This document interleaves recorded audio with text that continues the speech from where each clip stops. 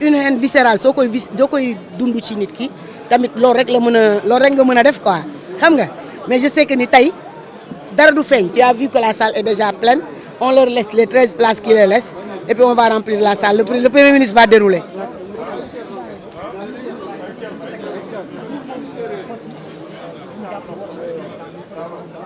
En tout cas, le président de la République est une institution, quoi, en quelque sorte. Le président de la République est une institution.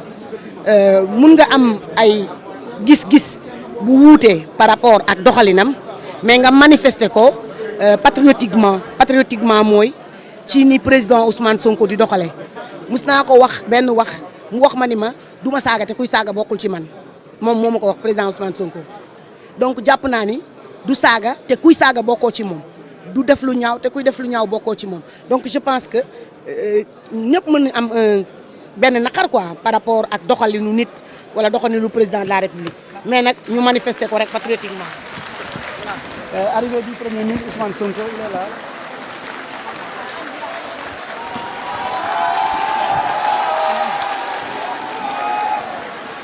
Arrivée du Premier ministre Ousmane Sonko. Voilà, arrivée du Premier ministre Ousmane Sonko.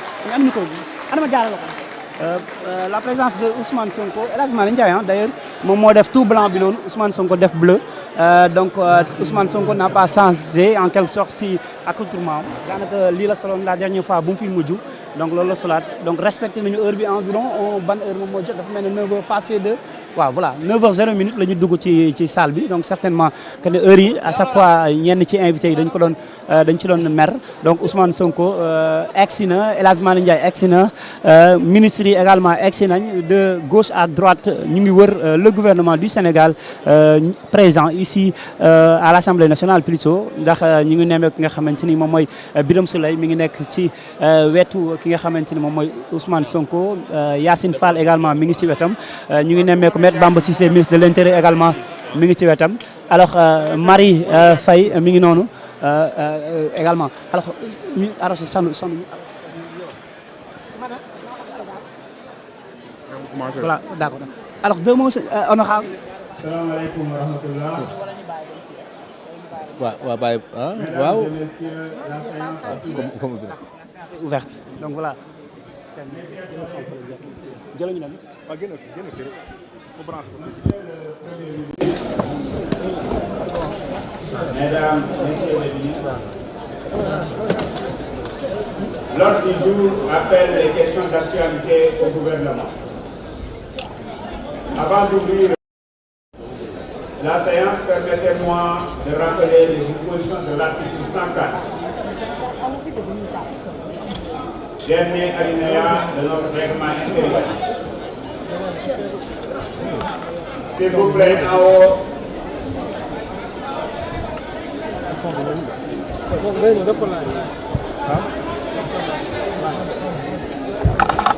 S'il vous plaît.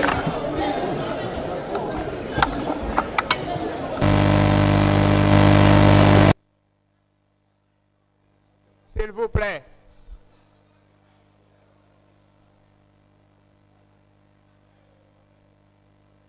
S'il vous plaît.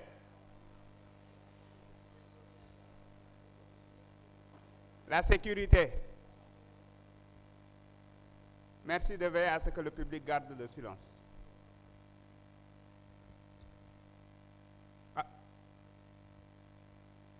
Notre règlement intérieur, en son article 104, dernier alinéa, stipule que pendant la session ordinaire unique, un jour au moins par trimestre est réservé aux questions d'actualité au gouvernement.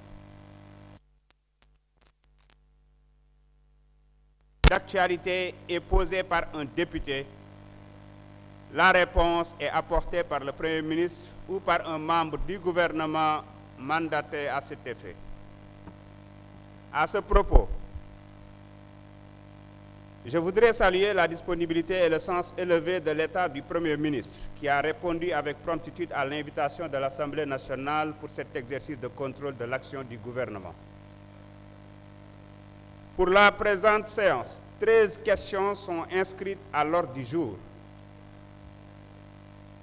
Elles ont été réparties conformément aux règles établies par la conférence des présidents et communiquées aux différents groupes parlementaires. PASTEF, les Patriotes, aura 11 questions, les non-inscrits 2 questions. Le temps de parole par question est de 13 minutes réparties de la façon suivante.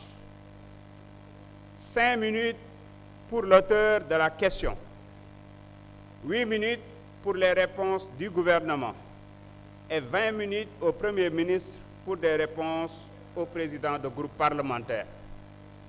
Le temps global pour les questions-réponses est de 189 minutes. Mes chers collègues,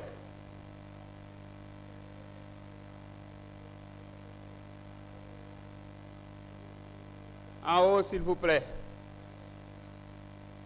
En haut, s'il vous plaît.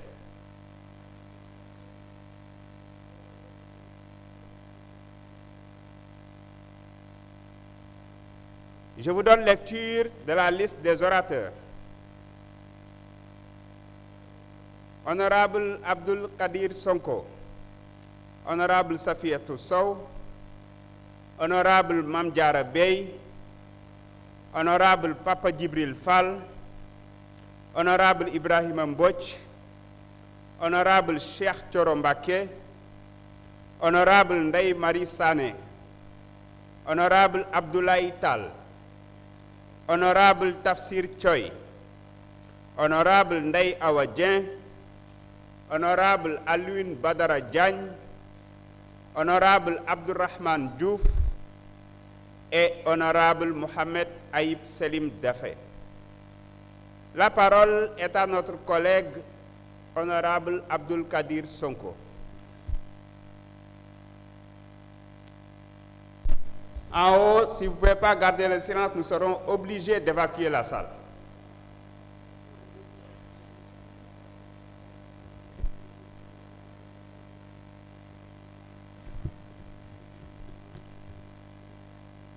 Assalamu alaikum wa rahmatullah. Monsieur le Premier ministre, maa ngi lay nuyu di nuyu tous les membres du gouvernement di nuyu samay collègues honorables députés. Monsieur le Premier ministre, depuis plusieurs mois, la question de la dette occupe une place centrale dans le débat public et nourrit une inquiétude nationale grandissante qui n'est pas sans effet sur la confiance de nos partenaires financiers. Le Sénégal traverse une phase budgétaire délicate,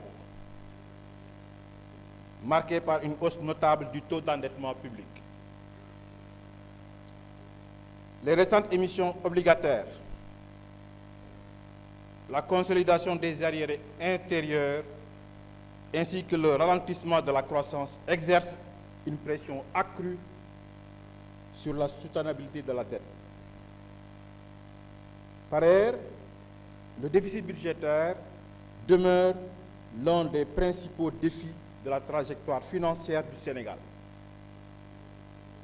Les tensions sur les recettes, l'augmentation des dépenses obligatoires et les attentes sociales fortes accentuent le risque de dérapage budgétaire.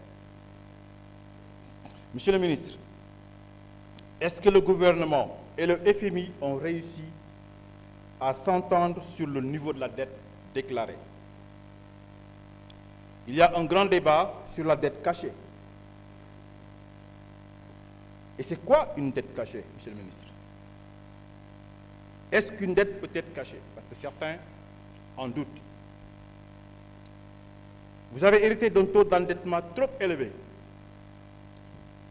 Comment comptez-vous traiter cette dette, surtout lorsque certains experts disent qu'il n'existe pas d'autre solution que de recourir à une restructuration de la dette? Pourquoi le gouvernement privilégie la gestion active de la dette en lieu et place d'une restructuration comme préconisé par certains experts? Merci, monsieur le ministre. Merci beaucoup. Nous allons enchaîner avec Honorable Safiatou Sow. Mame Diarra Bèye se prépare.